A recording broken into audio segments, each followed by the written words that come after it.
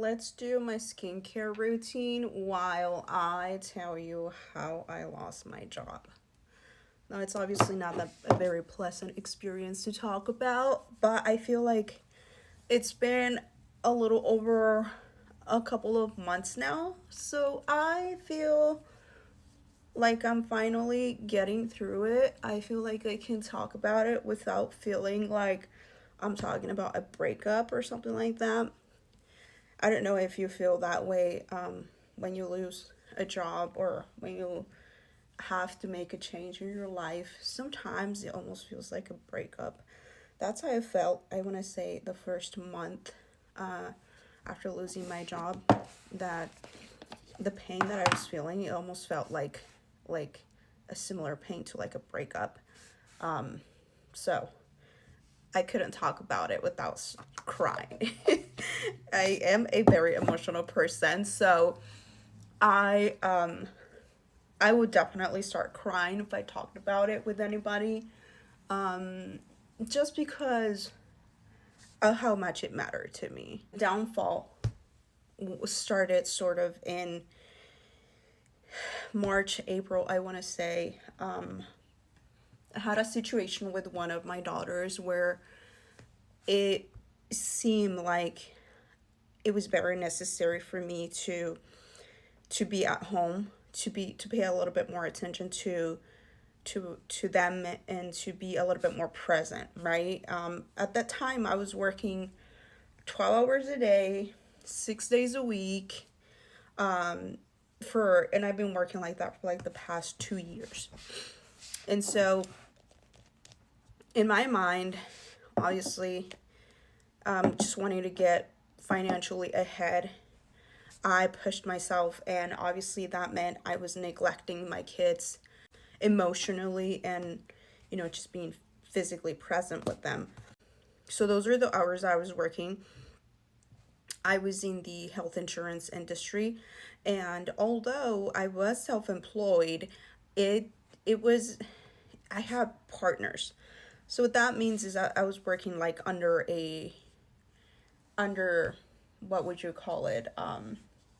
Under a company, right? And so obviously, even though I was self-employed, they still like had to look through performance and stuff like that. So when that problem arose back in March or April, my first instinct as a mom was I need to be more present with my kids. But at the same time, I still wanted to work. So what I did is I requested time to work from home. So that means I was sort of I stopped doing a lot of the things that I was usually doing when I would go to the office. I was doing a lot of networking and stuff like that. Just being self-employed, you're looking for ways to generate leads for the business and whatnot. So I was not doing a lot of those things, which definitely impacted the production of my business and the way the business was running. So thank God they were so patient with me, and they allowed me to obviously take care of my kids, take care of, what mattered the most. And then from there, beginning of May, I started getting a little sick. I didn't know what was going on. I was going to doctor's appointments after doctor's appointments and stuff like that. And so what ended up happening is like for that whole month of June, I was physically ill. I felt ill, but I didn't know what was going on. And it wasn't until July I found out I was pregnant.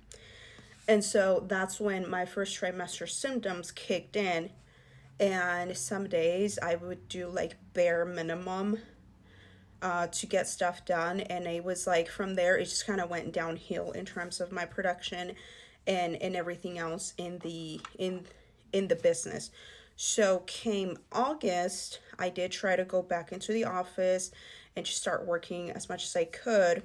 But because I have a 5-year old, someone has to go pick her up and drop her off from school. So I wasn't able to put in the whole 12 hours of work like I was used to. So then I would have to go drop her off in the mornings after like 7:30, and then pick her up by 2 p.m. So obviously that cut down on the hours that I was working, and it just kept affecting my production in the field, right? And so mid-August, uh, my partners and I, we had a meeting, and we talked about what was going on, and what they were like, is there any way, something that we can do to help you, or do you need anything? And at that point in time, it's like there wasn't really anything that could have helped me. It's just that I had too much in my plate. I was going through first trimester symptoms. I had to be a parent, be a little bit more present. I had to, you know, take care of my kids. And then I had my mom, she was having an upcoming surgery. And I knew I was going to have to take at least 2 weeks off from that as well. And so I just said, I don't know what to ask for, because I know there isn't really anything that anybody else could do for me, other than like, if I could divide myself and be in 2, 3 different places at once, that would be great. And so what ended up happening is, obviously they were like, we don't want you to keep financially hurting yourself. If you need some time off, if you need, you know, and stuff, just let us know.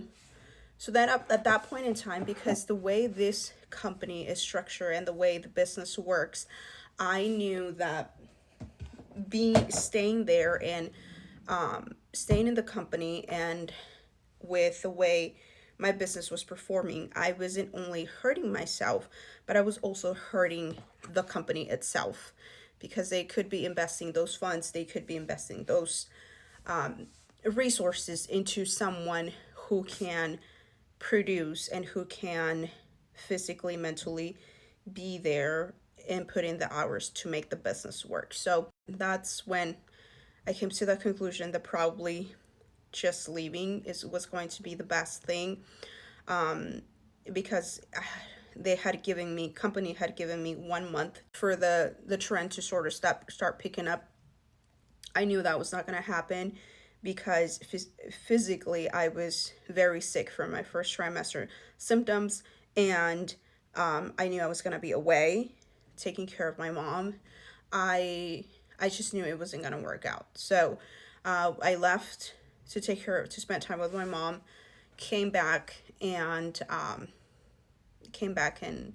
we all sort of knew it already, that was going to be it. And so that's how I ended up just letting them know, I think it's for the best that we end things here, just because it's not financially healthy for me, and it's also not the smartest decision, like, to just keep being there and affecting them negatively as well. So that's why we came to that conclusion. And another thing is that I am due in February, and I know after I have the baby, I am not going to have the guts to leave her and then go back to work 12 hours. That's just not going to be possible for me. So